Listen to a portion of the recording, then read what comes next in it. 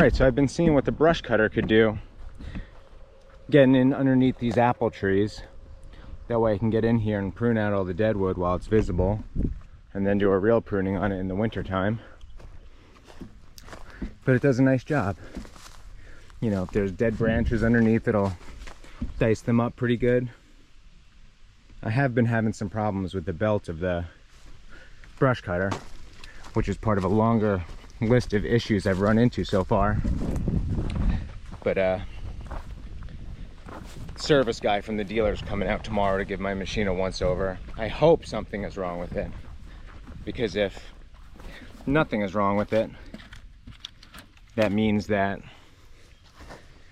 I'm going to be experiencing a lot more issues in belt wear than I was anticipating. So fingers crossed something's wrong with it, and it's something they could fix pretty quickly. But for now, since the flail mower is still out of commission, I'm gonna keep clearing under these apple trees with this brush cutter. So I figured I'd give you a before shot of what we're looking at here, and then you could see it in action.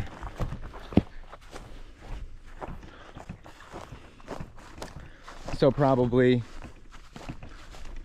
3.5 foot, 4 foot tall grass under these apple trees. I mowed all this with the brush cutter the other day. Got to get those honeysuckle out. But let's see how it does.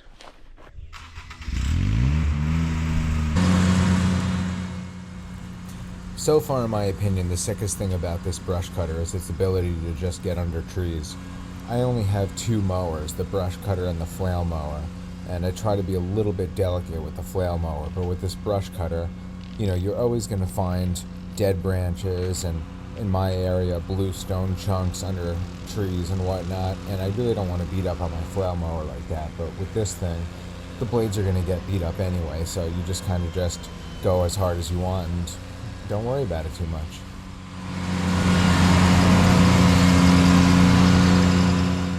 In all of Ventrac's promotional material about this, they really highlight the fact that it could, like, chop up and knock down trees and stuff, and I have plenty of videos coming about that soon. I've been doing a lot of that kind of work over the last couple of weeks, but so far the ability to just cut grass and not worry about collateral damage to the blades under trees has been so sweet.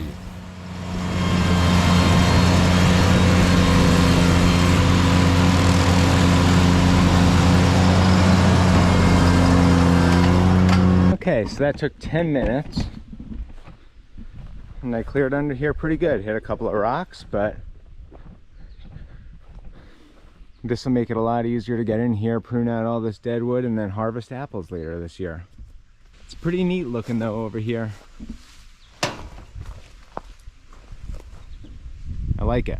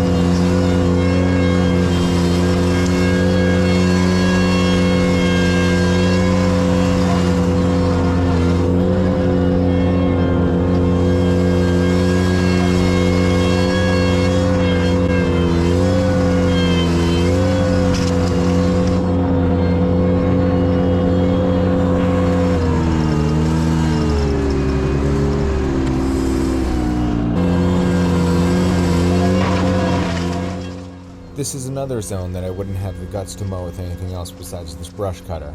I have a handful of hickory trees that drop nuts that we like to harvest to eat and to propagate trees from, but it's along an old stone wall, so it's completely littered with stone and fallen branches and just junk that would really destroy most mower blades, but this brush cutter seems to take it pretty good. I'm recording this a couple of weeks after I did this, and I've been using the brush cutter a ton, and the blades are pretty freaking beat up. Like, they look completely useless, but they're still dicing up trees like it's nothing.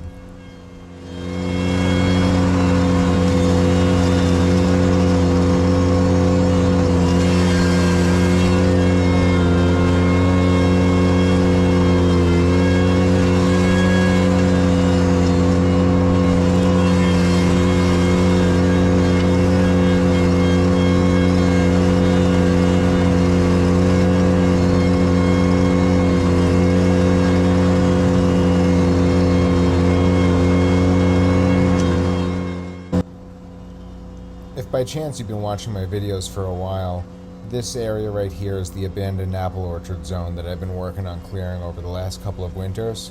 Kind of took a break from that for a little bit, but I got to get back into it. But I'm just mowing a trail through it right now because it's a good way to get from the top to the bottom of our property without having to walk around this whole zone. So I'm basically just mowing a trail through the woods. I can't get all the way across because I'd have to go over another dilapidated stone wall.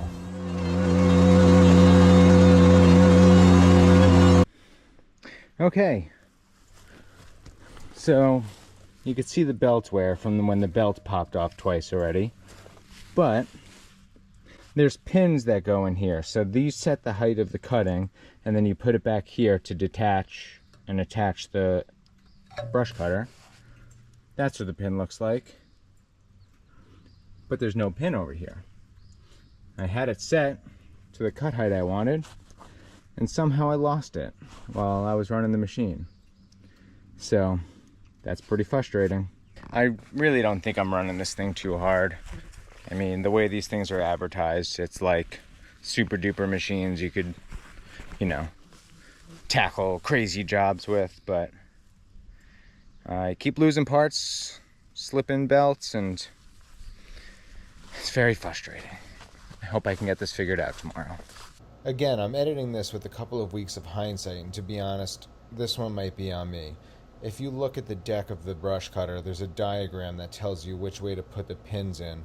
Otherwise, if you put them in the wrong way when you lift the deck, there's the chance that it'll like unlatch the pin, and the pin has a spring in it, so if it becomes unlatched, it might just like shoot out. So I'm guessing that's what happened with this one, so that's my bad. After I was done with the brush cutter, I hooked up the loader with the pallet forks to keep doing farm and garden cleanup. First, I ripped out this old tarp that we laid out over a new garden zone in order to kill the grass for new garden beds. It was like a super cheapo Home Depot tarp, and it completely disintegrated within like 1 year. So we had to like pick microplastic pieces out of the garden for hours, so don't do that.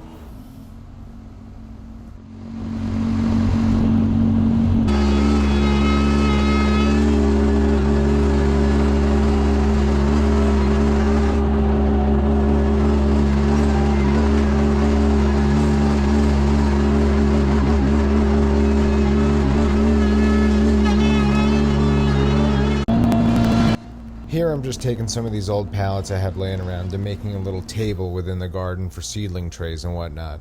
I'm sick and tired of having to pick them up every time I mow the lawn and weed whack, and it helps the slugs stay off of them, I think.